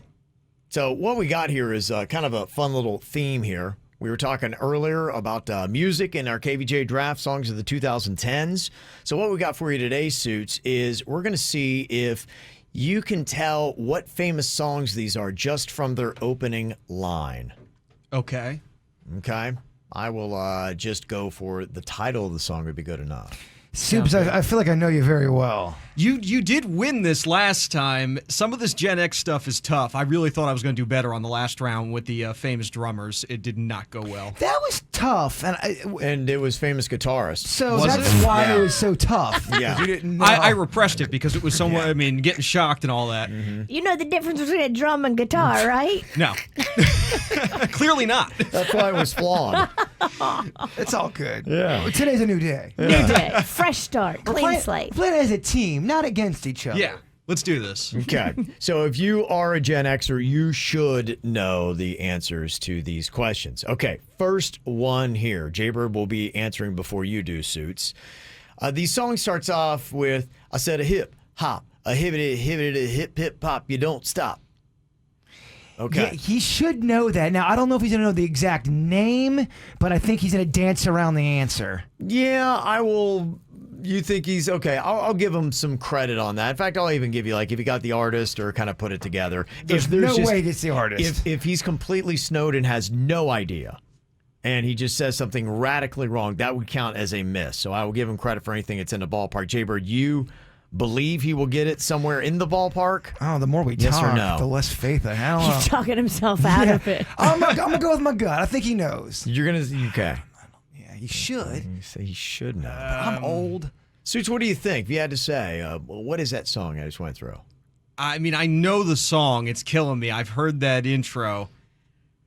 Oh, man, I can't think of anything past that opening line, though. Is it like Sir Mix-a-Lot or something that does that? Is it like Sir Mix-a-Lot? I have no idea. Yeah, no idea. What's that song?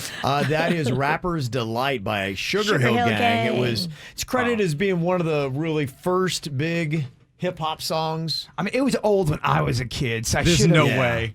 There's no way I would have gotten that. That's super old. Do I get shocked now, or Yeah, you got it. do you want to? Who wants to shock? The witch? I'm happy to help. I'm always here for the project. In 3. Hold on, I've been meditating a lot. I'm gonna try to not move. I'm gonna try to calm my mind. Okay, watch your feet on that table. Yeah, Okay. you always Back kick up. an ankle. Yeah, okay. In 3, 2, 1. Here's a little zen for that ass. That's very zen. It looked peaceful. I tried. I can't do it. That is so hard. I'm gonna try to be as still as possible. Okay, let's see if Suits knows this famous Gen Xer song. Okay, I'm gonna just give you the first part of the song here. Give me the title, any part of it here. At this point, I'll The just bar take has been anything. lowered. I'll just take anything. Please. Okay, here's the song. The world is a vampire. There's no way. You're saying no way, Bird? No way Suits is gonna know. No. Artist, He's not- title, he's not- nothing. I'm giving him credit for everything now. He's not gonna get it. Nothing at all. Okay, Suits. I'm pretty sure it's the opening to Whale Wars. At least on South Park, they played that song. Oh, okay. All right. I like how he's trying to get any kind of extra credit. That's all I know about it, though. The world is a vampire. Uh-huh. Gen Xers should know this. Do you? I have absolutely no idea.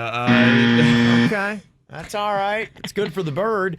That is Bullet with Butterfly Wings by Smashing Pumpkins. That's Smashing Pumpkins, really? I didn't know the name of that. I always thought it was Rat in a Cage, or didn't they say that? Oh, Rat in a Cage. Despite all my rage, I am still just ready to cage. Oh, okay. I thought it was a rat in a cage. No. He's still ready to cage, whatever that means. I don't think anybody's ever figured that out. It's not rat in a cage. I thought it was always rat in a cage. Despite all my rage, I am still just a rat in the cage. Oh, really? I Maybe thought it is. was rat in a cage too.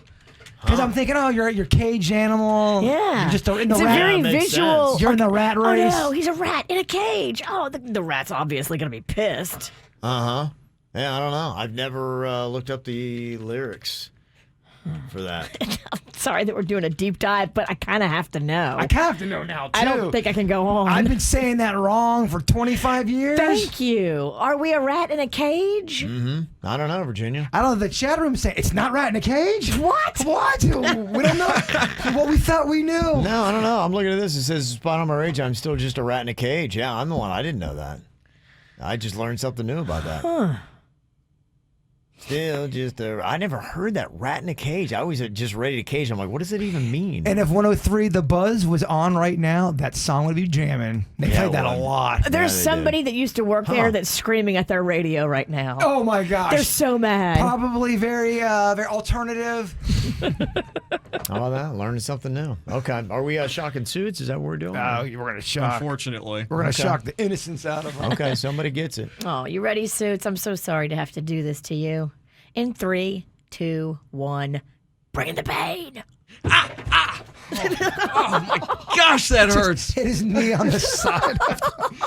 Oh, it's like insult to injury when you hit your knee on top of it. Oh, yeah, that's tough. Sweet That's tough. Suits. I'm sorry, baby. It's fun to shock a guy in a 3-piece suit. It's just fun. I feel like I'm getting back at the man. It's even more fun to watch. I'm just sitting back here and watch. It's great. I feel like it's still shocking me. It's like It still does. coursing through my leg. It has a lingering effect. It really does. It gets your bone. Okay, let's try this. Somebody gets it. G-Bird's gotten it once. Suits has gotten it once. How about this song, a Gen X classic? It begins like this.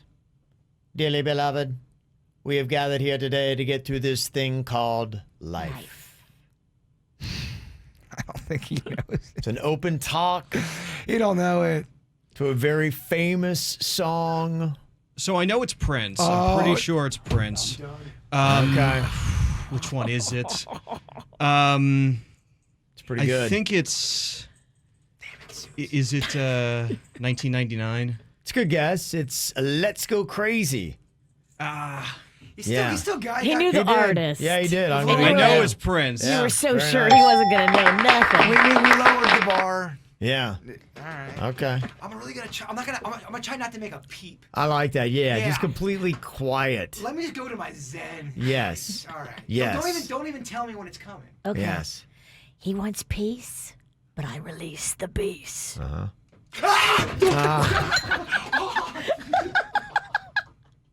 Yeah. Nope.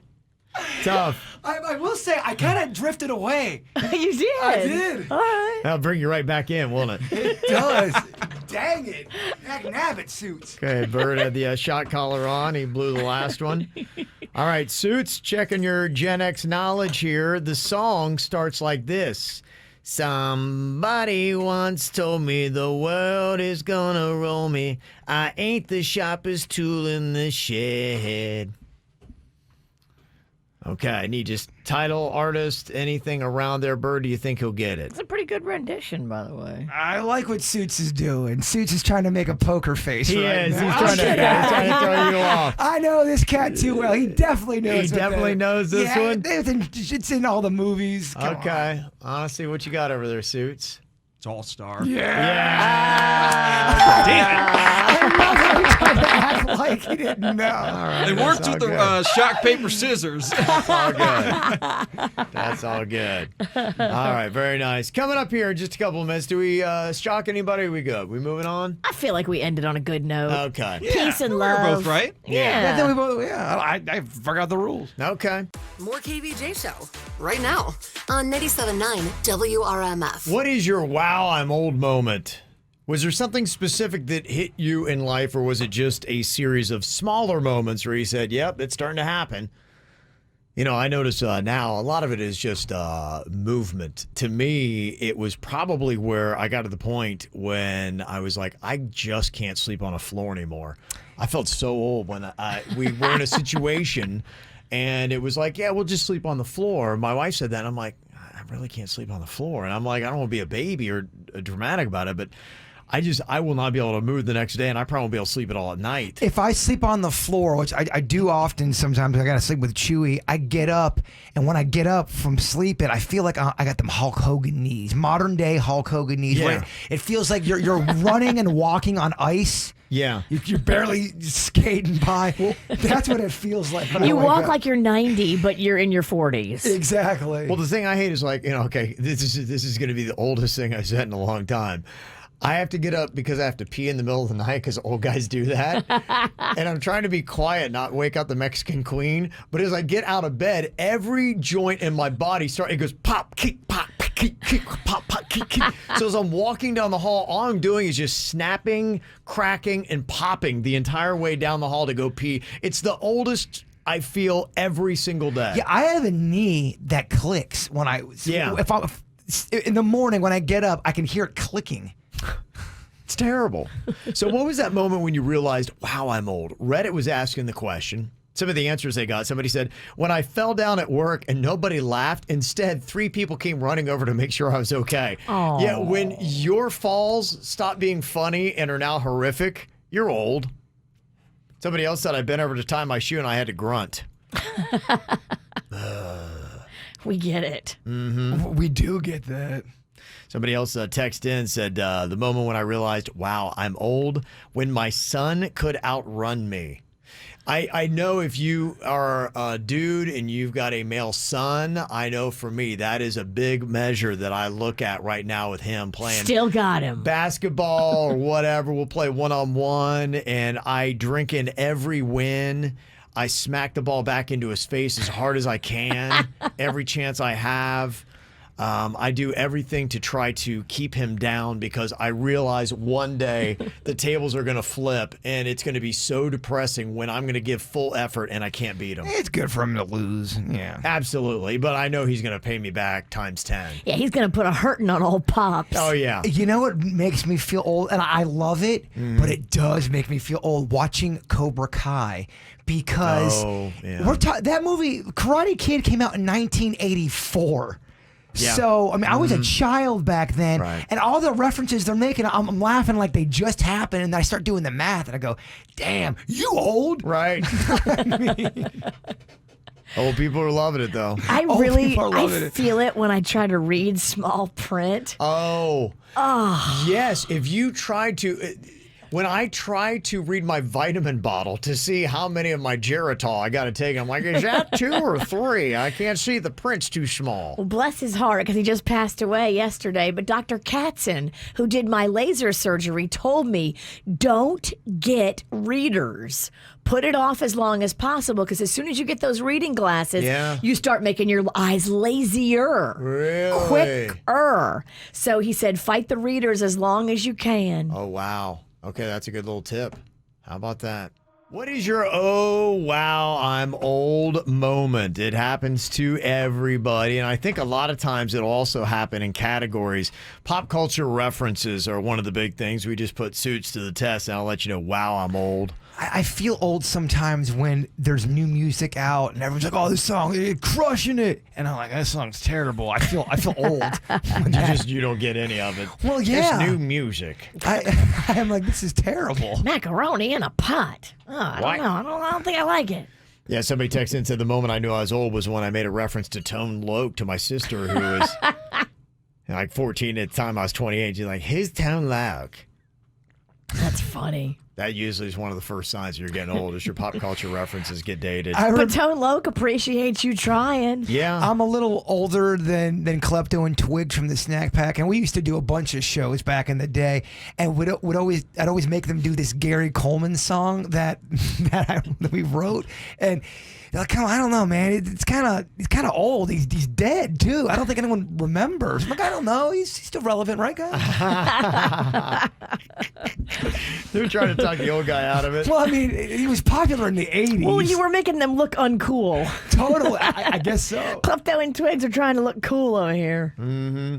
Somebody else said, yeah, I noticed when my favorite songs from high school started coming on classic rock stations. That's one of those signs. Yes. I mean, you start to hear, even hearing Nirvana on classic rock makes me feel so old. It does. Because Nirvana seems like it wasn't that long ago. Like, damn, that was 92? Well, when you're sitting at the dentist and you're like, well, man, they're playing some jams. I've always had that problem, though. Gosh, I'm getting old. Somebody else said the moment I felt old was when my son asked me if I had color TVs when I was growing up. I was born in 1989. Oh. Yeah, your kids have no idea. They think you're so old. Dang. Somebody else said the moment you're a dude and you start thinking, you know what, those minivans are actually pretty damn practical. Virginia had to talk me out of getting one when we looked for cars. Yeah, they're fun to play around with, but you don't buy one. So I think I want a soccer mom van. You're not getting a soccer mom van. You do want to get laid again, don't you? Eventually, Corona's going to be over. Somebody else texted in and said, I knew I was old when my grandpa collects antique cars, and then he bought a car for his collection that was made the same year I was born.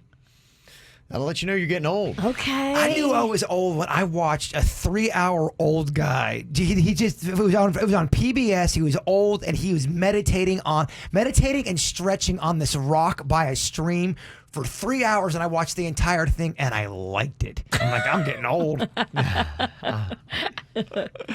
Somebody else said, my wow, I'm old moment was the first time I saw a car full of teenagers and they were driving like jackbags, and I yelled out, bleeping kids! When you start yelling at kids. Oh my God, I used to be those kids. Yeah. Now I'm yelling at them. Ah! And then somebody else said, I felt old when a girl I babysat in the 8th grade got married and had her first kid. Yeah, that's rough. You would feel old, Kev, if one of your kids had a kid. Oh yeah. Two of your kids could make it happen right now. Yeah, they're in that age, 22, almost 23. I mean, Grandpa Ralston. Gramps, it could happen at any minute. I know. Any minute, Let's Gramps. hope not. Kevin's buying him condoms. Let's hope not. Oh, Yeah. Gramps. I'm definitely at that point. Anytime I get a time to interject, I'm definitely discouraging children. If you get that text out of the blue, hey, Dad, I got some news. We need to talk. All right, Gramps. So, Are either of them in a relationship? no. Okay. Oh, that's good. That is good for you. I feel good right now. For you. I feel like I'll get to at least 23, maybe 24. Yeah. What's the age for your kid to have a kid and not you don't feel bad if you're the Gramps? I want to make it past 50. I got 3 years. Okay, you got 3 or 4 this. years, yeah. You look great for your age. Thank you. I appreciate your compliments. Somebody else said, my wow, I'm old moment was when I got excited with how nice my lawn looked. Yes. When you love like landscaping and you look at a bush and you just drink it in, you're old. Mm-hmm. You're right. You are. You're old. Mm-hmm. Somebody else said, I realized that, wow, I'm old when I looked down at my travel bag and I had icy hot Advil and Pepto-Bismol. Aww. You have to start traveling with all these things. Oh, it's so depressing. I feel old after a night of drinking. I do not recover like I used to. I mean, my hangovers they're 3 days now. You haven't had a drink in October, have you? One night I did, but I only had a couple of drinks in October on that one night. I got a hangover from March. I have a hangover from 2020. It's just terrible. I can't shake it. There's a lot of dumbass criminals to talk about, baby. It's the whacked out news. People breaking the law. Ha ha, fighting in the nude. Ha, drunk people pooping in the street. Ha ha, it's the whacked out news. So many people on meth.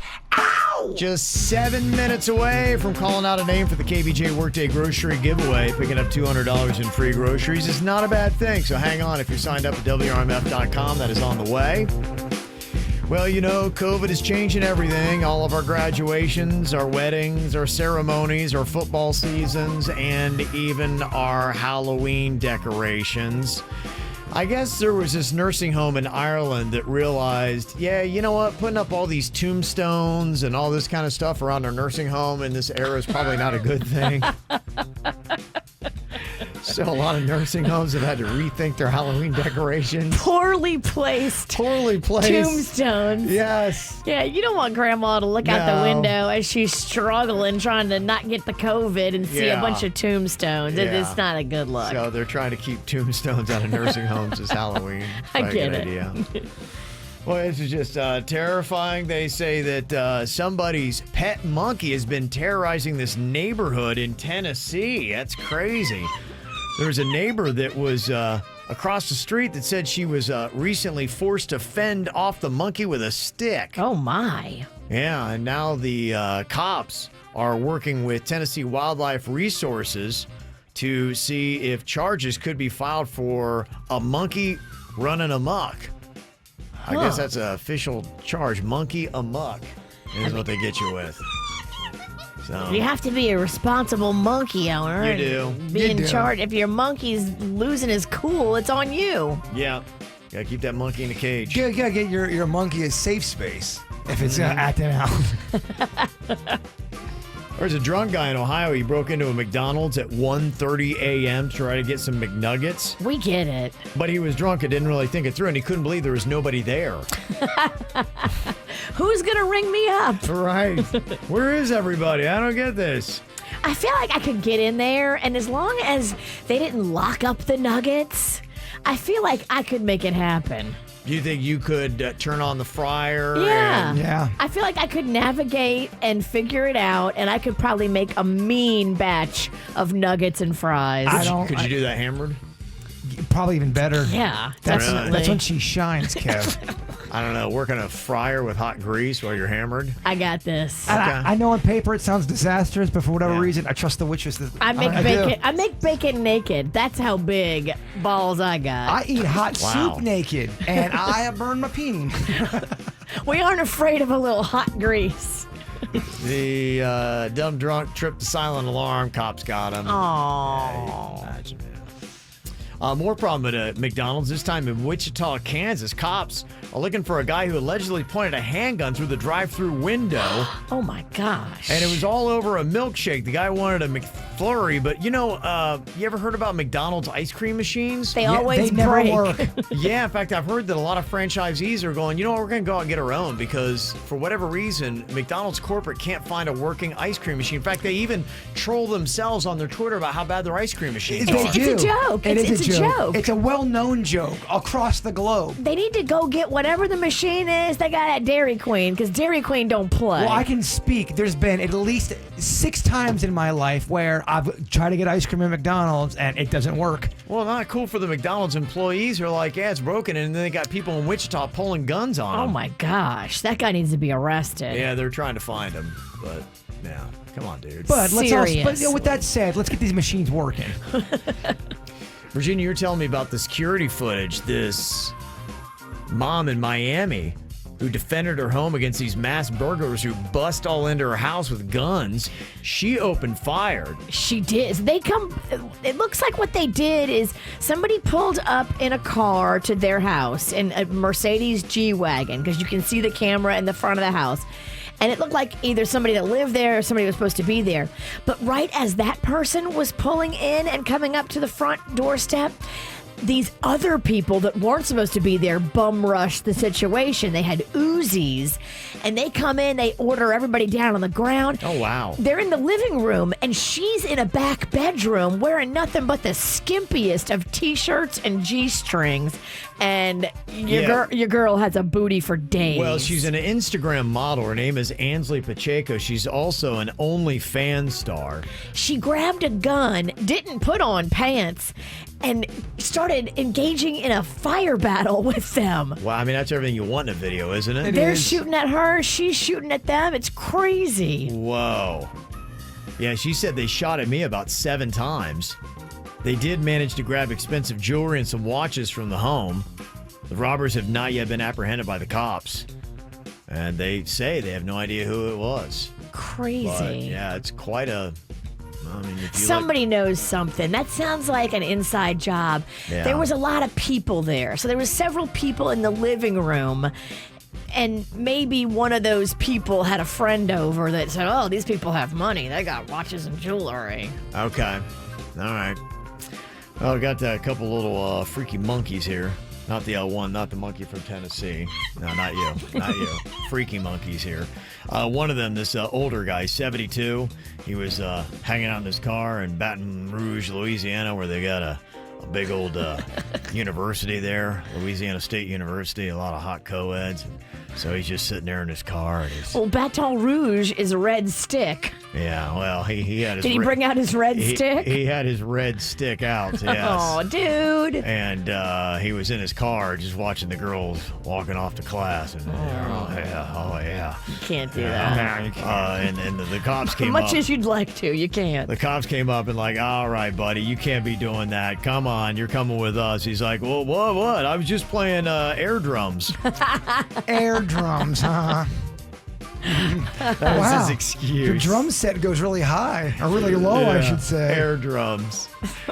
There were 2 men that got arrested in Arkansas after they cut off a man's member. Oh, my. It sounds so uncool, but here's the weird thing. Apparently, the guy whose member they cut off was a, quote, willing participant. What? It was some kind of sex thing? There's no crime then. Oh my gosh. Who is willingly big? Hey, why don't you guys just chop that thing off? If you guys busy? There's some freaky people out there, Kev. Oh, but cut my it goodness. off? Cut it off completely? It's extreme. Wow. Yeah, it is. Did they put it back on? No word on that. They can't find it. Yeah. I don't know. I mean, it's not like a girl cut it off and chucked it out the window because she was mad. Isn't that what Bobbitt did? Yeah. Didn't you cut it off and then throw it out, and then authorities had to find it? They found it in the snow. The front yard, yeah. They sewed it back on. Yeah. And it worked after? He does porn. Wow. Yeah. I know, right? I guess it works. I haven't watched the porn. Put that on the list. Put that on my queue list. I don't know if I want to see it. I want to see John Bobbitt porn. I'm good. Can he make it happen? Yeah, I think I'm good. And there you go. We saved the weirdest for last year in the Whacked Out News. 97.9 WRMF and another KVJ Workday Grocery Giveaway winner. I did it. I tell you, it is great when people will call back in when they listen to the radio, just like Christine Turley of Stewart. That's who we're looking for. And Christine beat the clock, and she is on with us right now. Hello, Christine. Good morning, gang. How are you? Not as good as you, though.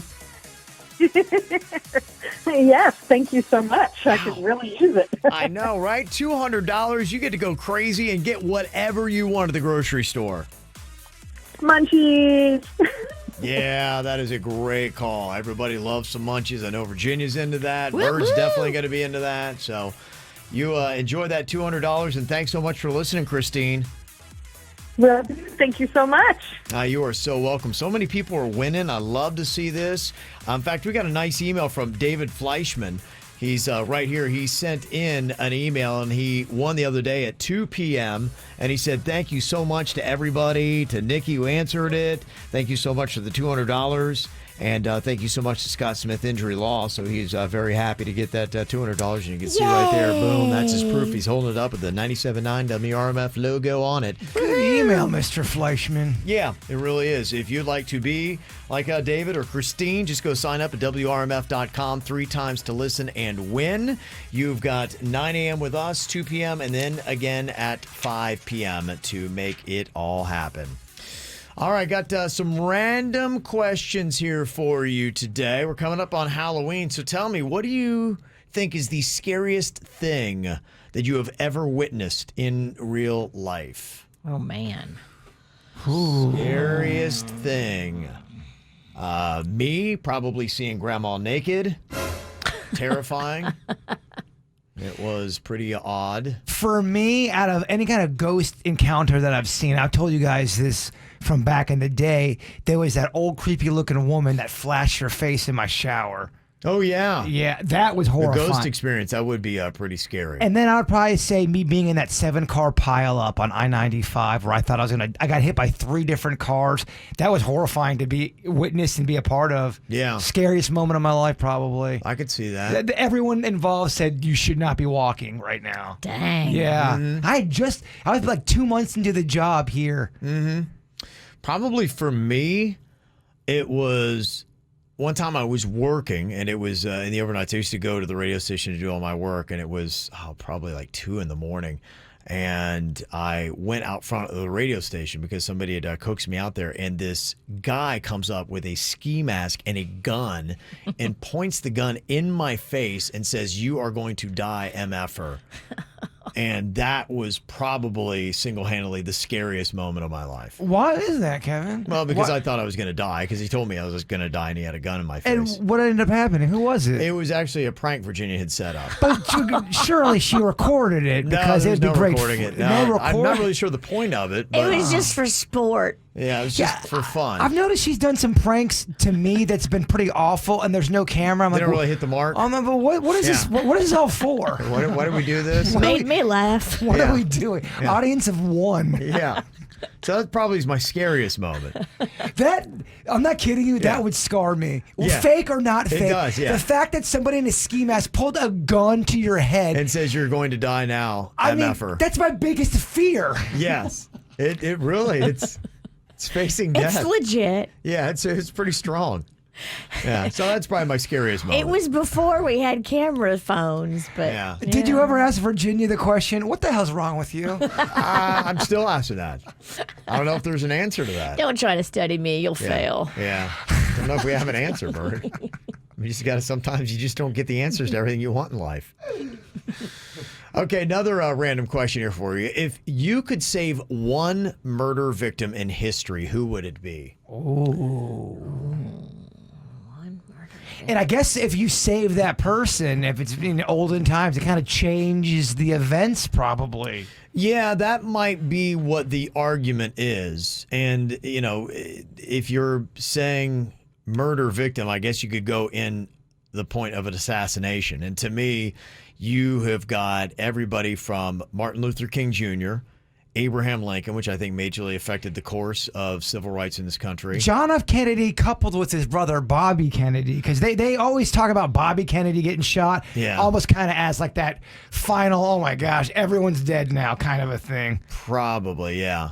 To me, I liken this, and if I had to answer this, I am going on the point of the murder victim being their death and the murder of them set off a chain reaction. And so that's why I named the two I did. And probably maybe one of the biggest is the Archduke Franz Ferdinand. World War I? That started World War I, and millions of people died horrifically because of that one murder. I watched a documentary on that, and I was shocked by that one chain of event, how that just happened, and it set off the domino effect to World War I.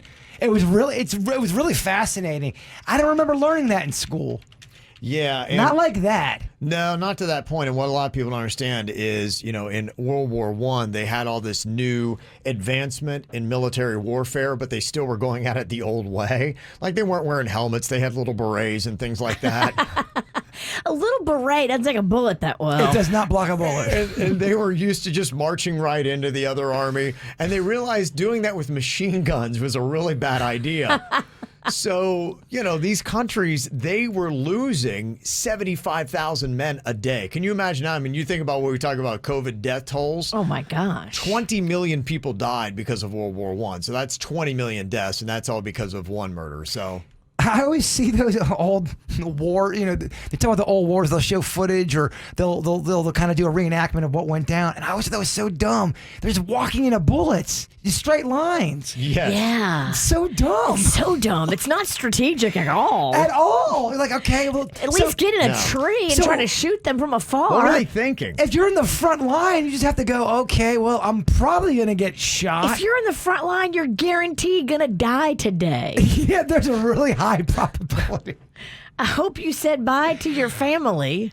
Was World War I the first time they stopped doing that? Was that kind of the beginning of that? I think they had to reassess. Yeah, pretty quickly they got into it and they started realizing, hey, we are really losing a lot of men. This is stupid. Well, not only would we need to change this. They'd shoot, but then they'd have cannons. Then they keep walking into cannons. Yeah, and they started to get these huge guns in World War I that they had never had before, that you had to build cement and lock them down.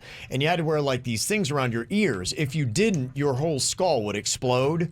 And they realized that the hard way. Oh, damn. Yeah, so they're like, all right, we need to back off a little further and we need to do this. So, yeah, they had bigger toys than what they were used to playing with. We're sorry, Frank. We're sorry that you were the first guy that had to fire that gun. Yeah. Take note on that. I think Frank said it just exploded. Frank's not going to be doing so good. Yeah. No one in the first line is going to be doing good. Yeah. There you go. That was on Virginia's list of the best songs of the 2010s for her draft today. Did that win her the tournament? I guess we'll find out. I tell you who did not win. Yeah, we know. Narcos. Narcos Pennington didn't make it happen. No, last place. Damn, Jay-Bird. Narcos. 2 weeks in a row. It's kind of my thing now. Last place Pennington. Yeah. Okay, Jay-Bird is in last place. And next to last place, it was me. I was in next to last place. I went with Despacito, Jay-Z and Kanye's Paris, and 21 Pilots Stressed Out. So that did not hit very hard. Next up, in third place, was Suits. He went with that Gangnam Style. I thought that might kill him. He went with Katy Perry's Firework and Justin Timberlake's Can't Stop the Feeling. That was the third most popular. Okay, so it's between Dennys and Virginia here for the top draft. Dennys had a great list. Peacefulness versus the witch. I know. Which good versus evil. Good versus evil. Yeah, that's exactly what this is. Finishing in second place, Dennys. Dang, the witch. The witch. You can't beat me in October. Yeah, Can't Feel My Face, Hotline Bling, and Monster by Kanye West. And Virginia with Uptown Funk. That did it. Post Malone's Better Now and Nicki Minaj Super Bass. Look, it's October. It's her month. You should win. Wow. You should win everything in October. Yeah. Okay, there you go. So congratulations to Virginia, the winner of the KVJ draft here for today. There are no losers here. Except yours. Yeah. Narcos. It was for fun. Coming up here in a couple of minutes, I've got a good little piece of advice for you. If you like to get on the scale and have a lower weight, what part of the week should you weigh yourself? Trickery. There is a time to and a time not to weigh yourself. I know the time of the day you should and shouldn't, but I don't know the day of the week. It's the day of the week and the time of the day. Huh. So you can start setting a schedule in your calendar and be like, oh, I need to go weigh myself. It's more of the KVJ show right now on 97.9. WRMF. If you're one of those people that regularly weighs yourself, and I know if you do, there's nothing better than being down more than you might have thought you would have been, or just losing weight. It's a euphoric rush.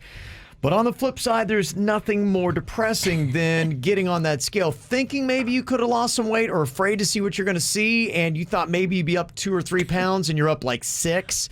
You're like, oh my gosh, it can ruin a day or a weekend. That happened at one of our boys' night. Me and Panda, we got on a scale. Me, Panda, and Bigfoot, we all were checking our weight out. And I'm like, oh my gosh, I'm almost 200 pounds again. Oh, hell no. Yeah. Bunch of chicks. I know. A dude party where they're weighing themselves and then getting sad and depressed. Did you guys go shopping for tampons after? What's the matter with you? We were having a pizza party, and then we all decided to weigh ourselves, and we all got all sad and depressed. Okay, I learned this from Quick Weight Loss back in the day before they closed from the pandemic. They used to have a scale right in the middle of the whole entire lobby area. You would walk in, and you would have to get on it in front of everybody. So I was always like, oh. And the tricks of the scale that I learned is never weigh yourself after 4 p.m. Oh, yeah. You're always heavier in the evening. Weigh yourself. I used to get there right when they opened the doors because I was your lightest at the earliest in the day. Mm-hmm. Absolutely. That's when I usually weigh myself. I wasn't planning on weighing myself that night. Oh, if you weigh yourself at bedtime, you're looking for sadness. After a pizza party. Right. Well, there is a good time to weigh yourself and a bad time to weigh yourself during the week. According to studies, you will be at your lowest weight on Friday morning. Friday morning? That's according to the studies that they've done. Because I haven't drank a lot yet? I feel like for a lot of people, they're trying to eat better during the weekday. At least that's what I hear. That's true. And that's what I try to do, too. And they kind of get a little crazy on the weekend. Yeah. And so what do you think is the worst time to weigh yourself? Probably Monday morning or Sunday. Sunday night. Bam, Sunday night. And it makes perfect sense because I've seen that, too, where we consume a large part of our calories for the week on the weekends. I know I'm that way. I let myself go. I have more food from Friday to Sunday than I do from Monday through Thursday. It's true. I just have a little bit more fun on the weekend. The lightest day for me usually is on a Saturday morning when if I don't go out that Friday night. And you haven't gone crazy. Exactly. Yeah. So just to let yourself know, if you do plan on weighing, first of all, your weight will fluctuate 5 to 6 pounds every single day. It can be all over the place. So keep that in mind too. Water weight and other things that are going on. So I'm not sure weighing yourself every day, that just is insanity. But if you do believe in weighing yourself once a week, the best results will happen on Friday morning, worst results Sunday night. So maybe plan on that. If you want to appear fat, like in the beginning of your weight loss journey, weigh your ass on Sunday night. And then don't weigh yourself again until Friday morning when you've been being good all week. Yes. They say if you actually don't want to lie to yourself either way, your most accurate weight would happen on a Wednesday.